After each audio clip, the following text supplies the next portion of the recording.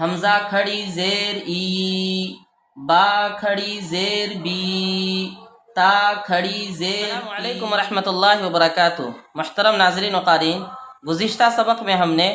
کھڑا زبر کے سبق کو ہجے، روانی، قواعد اور اجرا کے ساتھ پڑھ لیا۔ آج ہم کھڑی زیر کے سبق کو ہجے اور روانی کے ساتھ پڑھیں گے۔ تو چلیے پڑھتے ہیں۔ کھڑی زیر، دیکھیے یہ لکیر کے نیچے جو آپ کو دکھ رہی ہے یہ کھڑی زیر ہے۔ کھڑی زیر برابر ہے یا کے، جیسے با کھڑی زیر بی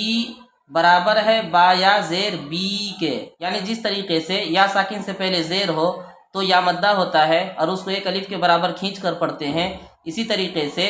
اگر کھڑی زیر ہو تو اس کو بھی ایک الف کے برابر کھینچ کر پڑھیں گے۔ تو آپ اس طریقے سے پڑھیں گے: حمزہ کھڑی زیر ای، با کھڑی زیر بی، تا کھڑی زیر تی، سا کھڑی زیر سی، جیم کھڑی زیر جی، حا کھڑی زیر حی، خا کھڑی زیر خی، دال کھڑی زیر دی، ذال کھڑی زیر ذی، را کھڑی زیر ری، زا کھڑی زیر زی، سین کھڑی زیر سی،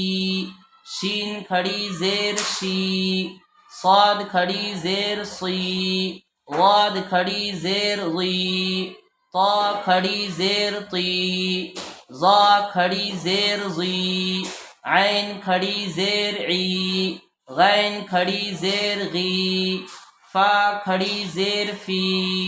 قاف کھڑی زیر قی، کاف کھڑی زیر کی، لام کھڑی زیر لی، میم کھڑی زیر می، نون کھڑی زیر نی، واو کھڑی زیر وی، ہا کھڑی زیر ہی، حمزہ کھڑی زیر ای، یا کھڑی زیر ی، یا کھڑی زیر ی۔